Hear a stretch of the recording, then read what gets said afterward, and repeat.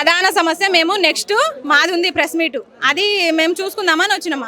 అంతలోనే సార్ది ఇక్కడ ప్రోగ్రామ్ జరుగుతుంది, మల్లన్న సార్ది. సరే మా వంతుగా మేము వచ్చినాం కాబట్టి 10 మంది ప్రశ్నిద్దాము, జస్ట్ మా సమస్యలు ఎన్ని ఉన్నాయని చెప్పుకుందాం అనుకున్నాం. చెప్పే ప్రయత్నమే చేసినాము. ఇగో చూడండి మా జీవితాలు, మా నిరుద్యోగుల సమస్య ఇది. చిత్తు కాగితాలు లెక్క ఇట్లా చింపేసిరు మా సమస్యను చెప్పుకోవడానికి వస్తే. దాడి చేసిరు, అందరూ చుట్టుముట్టిరు రౌండ్గా. ఏంది మేము మల్లన్నతోనే మాట్లాడుతుంటే మీరెందుకు ఇంతమంది చుట్టుముట్టిరు? కవిత ఏజెంట్లా అంటుంది ఒక ఆమె వచ్చి. కవిత ఏజెంట్ల ఎందుకు అవుతాము? ఏడా చూసినావు నువ్వు కవిత ఏజెంట్లు అనడానికి?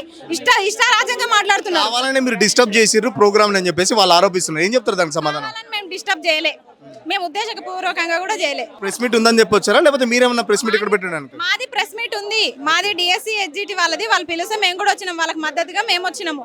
మమ్మల్ని పిలిస్తే మేము కూడా వచ్చినాము. వచ్చిన క్రమంలో ఇక్కడ కనిపించారు ఓన్లీ బీసీ బిల్లు, రాజకీయంలో బీసీ బిల్లు అంటే నిరుద్యోగుల గురించి మీకు సమస్యలు పడతలేవా?